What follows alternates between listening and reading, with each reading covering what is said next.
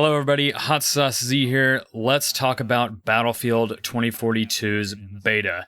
I've been playing it since the early access window opened on 2 a.m. my time over here in Texas, and yeah, let's just say I wore myself out actually literally playing that game. Finally got a little bit of sleep last night, so I look forward to jumping into it again today. But in the meantime, I wanted to talk about some of the good things, some of the bad things, just like, I guess, overall my opinions on the beta and kind of where we're heading as we jump into 2042. There's a lot to discuss, so let me just go ahead and jump on in it here. Let's start with one of the things that I think is probably the most notable, and I think it's actually a really, really good thing. Let's start off here by talking about the gunplay. I actually really enjoy the gunplay in Battlefield 2042's beta. In 2042, we have a lot of the things that we were wanting to be in Battlefield 5, but just never were. We have things tied back to the center of the screen like they should be. We don't have random recoil kicking our gun around everywhere. In fact, recoil in Battlefield 2042, at least this beta, is very, very manageable. The guns are quite beamy. The M5 is super beamy, and the AK can be beamy with a little bit more recoil control. So definitely very, very manageable, and I'm fine with that, you know. And you've probably seen some other creators' videos saying they're fine with it as well. I'm definitely in that camp. I think it's great. It's so nice to not see my gun kicking around all over the place and have literally zero way to account for it and to manage it and to kind of counter that. You know, it's so nice coming from Battlefield 5 to a game that actually like gives you some recoil that you can actually work with. And we have quite a few options with the gunplay in this game too. You know, you can do like a tap fire situation. You can go for those full sprays and kind of manage the spread a little bit. You can actually just switch your fire mode and you can go over and just try to semi-auto somebody as well at distance. So, and I've ended up having to do that a lot because you're often fighting at distance on these maps. Speaking of that, let's just go ahead and transition into the next point here. I wanted to talk about the map in Battlefield 2042 here. We're playing on Orbital, of course. That's the only one that's available. And I just want to say I'm not a big fan of the map. And this was a concern, coming in, was that we were going to have problems with map size. A lot of people, that I'm kind of associated with or whose opinions I kind of tend to share in Battlefield, we kind of believed that maps were going to be an issue as far as like the scale of them goes.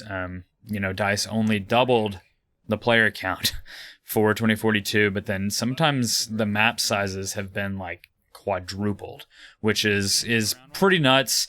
A lot of times Orbital tends to feel very, very empty, and you're just kind of running around looking for where the gunfight is.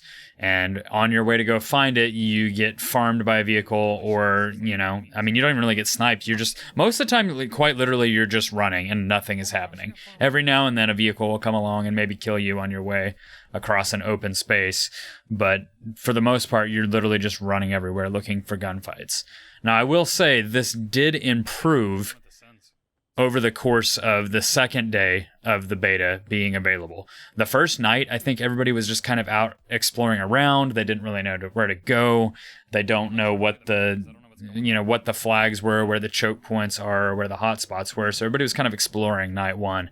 Yesterday, I did get into quite a few more gunfights, and it felt like there was a little bit more action, like it was more clustered. So that was really, really good. But overall, you're still getting into these scenarios, I think, where you're just kind of, there's just not a lot going on because the map's just, there's not a lot of density for players.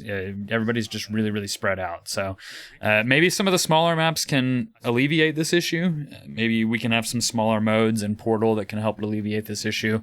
But I would say overall, like Orbital is just, it's too big. And beyond scale, like if you just look at kind of how Orbital is laid out, that it really almost feels very devoid of really anything in quite a few areas. I mean, the main center, like drag, if you will, on the map is just this really massive open runway that leads up to where that rocket launches from the I don't want to call it a skyscraper, but the tower. Y'all know what I'm talking about.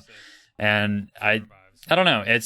That's super devoid of cover. Even when you get inside some of these buildings or some of these tunnels they have built around, just like not a lot going on, real empty feeling, very, very just, it almost makes the game feel dated. Like when you get in some of these tunnels, like it feels like a really, really old, like, game from the early 2000s where they just really weren't putting a lot of cover in. You get out in the forest area, there's lots of soft cover and like bushes and just overall clutter and rocks and stuff everywhere. But you get in some of those like more concrete city areas and it really does just feel just super empty. But, maybe we'll see what happens with some of the other maps. I do think scale is going to continue to be an issue though in just across the game. I mean, that's baked in. That's not something that can really be patched later. They can change the boundaries and draw it in, but I doubt they will. Let's move away from the maps and let's kind of come back to the soldier and let's talk about movement a little bit. I think movement in Battlefield 2042, at least in this beta, is a massive breath of fresh air compared to what we've had to deal with for the past couple of titles in the Battlefield franchise. I mean, you're looking at like something like Battlefield 1, pre-slide nerf was okay, but then they did that slide nerf and it got a little bit sluggish, slow. You just not a lot of like potential to really do anything. Then you of course move to Battlefield 5. It's a little bit better. The slide is much more viable, but the slide is also it's got the turn cap on it, and there's some clunkiness in it as well. And I'm not saying there's no clunkiness in Battlefield 2042's movement, but there's so many more options. Like especially if you play the specialist McKay, you have the ability to like grapple around. And there's ways to come out of that grapple and like keep your speed, keep your momentum. You can grapple something high up at the top of a hill and then come out over the top of that hill. You can parachute down into objectives, shooting people the entire way down.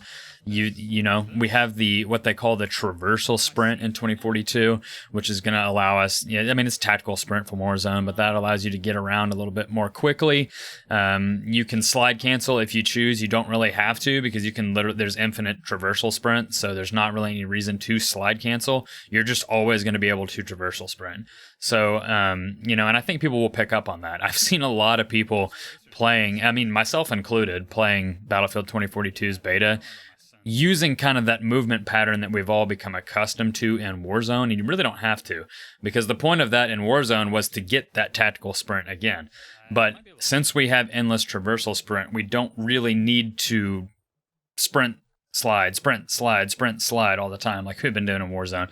So it'll be interesting to see kind of like what movement metas emerge. But the fact that movement metas can emerge is, I think, the key takeaway here. There's a lot of outplay potential with Battlefield 2042's movement, and it's not something we've seen in the Battlefield games in a while. I've already hit on we have the grapple with McKay. You've got the traversal sprint. You've got the slide, which is not on a turn cap. There's no rails. You can literally slide and you have your full range of motion. While you're doing that slide, your crosshair does not bloom for hipfire, so you can slide and hipfire people and you're not having any kind of accuracy penalty. I don't know if that's going to change at full release, but it's crazy the amount of moves you can execute. Of course AD spam is here as well. There's a lot of different things you can do to outmove somebody and, win a gunfight. And that just increases skill ceiling, and I'm glad that that's in there. And I hope a lot of this stuff stays and it doesn't get nerfed into oblivion. We will see. So let's talk a little bit about the plus system too in 2042. I think it's interesting. Like, it's new, right? And it is actually really cool to be able to change your sight on the fly. There's sometimes, all right, I'm running up to a building, like, boop, boop, let me swap on a red dot, and I'm good to go. And you go in there, and you're not having to worry about being super zoomed in on somebody that might be right around the inside of the door frame there. And, the opposite is true. And I'm going outside, or I'm going up a hill, or, somebody started engaging me from, 2 hills over. Let me pop behind this rock, boop, boop. I've thrown a scope on. Now I can see him. He's a little bit more clear, and I can go in and, potentially win that gunfight, especially with how little recoil there is on some of the guns in this. And, with everything being center tied, you just manage that recoil pull your gun down and you can take some people out. I mean, it's great. So I do like the plus system. It has quite a few bugs. Hopefully these have been addressed or will be addressed as we kind of move into the final launch here. I know for sure there was several times where, like, if I'm strafing and I put a new sight on, it like breaks the camera view whenever you're trying to ADS and strafe. You weirdly not looking down your scope. So I had that happen a couple times. Your gun tends to reset at the start of every single round, especially with the AK. It resets a lot. Like every life, your AK seems to reset on what attachments you have on there. And I don't think that's very great. I don't think that's intended either. I think it's just buggy. As far as like the guns remembering your previous loadout between rounds, I did see some dev talk on Twitter that this is something they've actually discussed. It's something they're open to changing, but that tells me that that part is actually deliberate. They want those guns to be reset between every single round. They want those guns reset, and I do hope that they change this. I would advocate, and this is my feedback for that here in this video. Please change that. Like, let me have, because I'm going to find a configuration I like that tends to be kind of a workhorse configuration, and I want that to be the default. This is kind of going off topic just a little bit, but speaking of defaults, I would also like my specialist that I've chosen to be persistent between rounds as well. I do not like this, like, I randomly am assigned a new specialist every time I queue into a new server. That is very obnoxious and I don't like it. Maybe that's in the beta deliberately as well, just so that we kind of try out all the specialists and we don't just latch on to McKay. But yeah, I don't like it. I really don't care for Boris. I don't care for the scout, whatever his name is, Casper. I really don't see any value in a sentry gun or a drone that can just pester a tank but not really do anything to it. I see no value in that. McKay and Falk are my go-tos. But this video is starting to get a little bit long. Sorry about that, guys, but I'm just kind of rattling right now. One thing that I really, really have to address is, of course, the input on mouse and keyboard. I mean, you guys knew I had to address this. I'm a mouse and keyboard player. I play on PC. And this mouse acceleration, mouse filtering, emulating analog input, whatever it is for mouse input, that's got to go. It can't stay. I hope that this is not deliberate. I hope this is just an oversight. I hope it's a bug. I hope it's just a lack of preparedness or something, but it absolutely can't stay. This is just, it's not how this input is supposed to be. And it's honestly enraging having to deal with, like, quite literally, like, almost random sends at any given time when you're trying to target switch between people. It doesn't work. There's been plenty of evidence put up for DICE that shows that this is a thing. It's definitely out there that we are dealing with some kind of wonky input, and it's really not acceptable, especially in this day and age with this being a AAA title. Like, we've had mouse input figured out for ages. Like, just give us the raw mouse input. Don't put any kind of filtering. We don't want Excel. We want to be able to, that's literally like just the bread and butter over here. Like, we want to be we lock into our settings and not have to deal with any kind of randomness. Like, it's the same stuff we've been harking on against Battlefield 5 with random recoil. We need to eliminate as much of that randomness as we can. So I really, really hope that the input gets fixed for full launch, because where it sits right now, it's just real floaty and real unpredictable. And it doesn't feel as locked in as it could be. And it makes it, I think, a little bit more difficult for me, and y'all know me, I like to experiment with my send settings and all of my settings for that matter. It's making it a lot more difficult for me to lock in to the settings that I want to use, because it's just, everything feels weird. So I absolutely hope this gets fixed. But speaking of the settings, and this kind of ties into the UI, which I also think is a little rough looking and a little poor. I don't want to get into UI too much, but I do definitely think it needs a ton of polish. I feel like that it just doesn't. I kind of talked about this on my stream a little bit. It's like, it's just real plain. It just feels really like almost too minimalistic, like, as far as, like, I don't know. It just feels really, I don't want it to be super flashy, but it just feels really uninspired. I don't know. But speaking of UI and the menu and all of that, like, and I know this is going to get fixed for full launch because they've said so on Twitter, but like all the numbers for like coefficient for uniform soldier aiming, the numbers for your ADS sensitivities, and all of that, the scales are not right. They're not going off the numbers that are actually being used. They're going off of like the total percentage of the bar itself, which just makes no sense. You can't see what you're putting in, and that, gross, you know? That's going to get fixed later, but that absolutely is pretty bad. And it's a new engine too that we're dealing with for 2042. So, you know, we absolutely need all of that information because sensitivities are not going to transfer, at least from what the menu is showing numbers wise, even on full launch of 2042 compared to like Battlefield 5 or Battlefield 1, because we're on a new engine. So things are going to be a little bit different. We're going to have to find some new numbers. And so the menu's absolutely got to be cooperating in order to do that. Speaking of the menu, again, I think this is going to be changed. I think they said it's an old layout for the menu, but yeah, the menu's layout is very confusing. You see certain settings in multiple different places, and I don't think that's very good. It can be kind of cluttery and almost like, I don't know. It's just weird to have like all of these different things in the same, or all the same things in different places. What I'm trying to say, you come across the same setting multiple times, and when you change it, it changes it elsewhere. But it's just, I don't know. It's going to take some getting used to if that's how they intend to approach the menu. Just wanted to quickly touch on two more things that I think are pretty bad, and then we'll kind of get into the overall kind of wrap up here. But performance is definitely rough for this beta. I do not have the strongest graphics card. It's about the weakest link in my build, and I need to upgrade it, but who can do that in this current market? I've got a 1660 Super, and on all low, I get like 70, max 80 frames per second. That's on all low. And I can feel it. You know, I feel it when I'm trying to play. That's about half of what I'm used to playing in Battlefield 5. And so it's kind of painful. Performance is rough. Hopefully it can be optimized a little bit.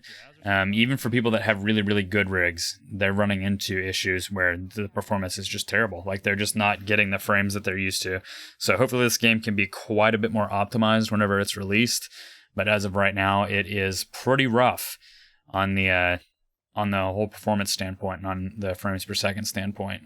We'll see what they can do with that. That's got to be fixed. Last little bit here I wanted to discuss. Another thing that I think is pretty poor in this beta is the audio. It's like quiet, I would say, but it's like also loud in a way. It's hard to describe. Everything is very muddy and everything like blends together, and the things that you want to be standing out in the audio mix are not standing out no matter what preset I put on it. Guns feel really quiet. There's not a lot of ambient noise sometimes. It almost feels like I'm not even in a war zone. Like sometimes you just really don't hear the things that you'd want to be hearing, especially footsteps. I literally do not ever hear enemy footsteps, and somebody will be like right behind me. 2021 is the year of broken footsteps audio, apparently, because it was that way in the Vanguard beta as well. They just don't want you to know when enemies are close for some reason. So that's another thing I hope that they can polish up for the launch and fix. Just we've got to fix the way things are folded into the audio mix and the way that the audio is mixed, period, because it's not that great right now. And you can't hear the things that you want to hear. Sometimes it does feel just like really empty, and then sometimes it's like loud, but it's muddy and you're not hearing what you want to hear, basically. But just to wrap things up here, sorry this video ran a little longer than I wanted it to. I just want to say that overall, people ask me this, and overall I would give the beta probably like a 6 or 7 out of 10. Given that it is a beta, we know that the build is a couple months old. It's not bad, but it's not perfect. So like, a 60 or a 70, I think, is a fair score. And I give it that score because it honestly is quite fun. It's something new. It's something to get out there and work on. And I definitely do need to work on it because my ability has not transferred really into this game. So I'm going to have a lot to grind. But, I'm out there. I'm having fun on it. And there's a lot of potential is where I'm giving it, a lot of credit. And now potential is all fine and good, but we've been down this road before.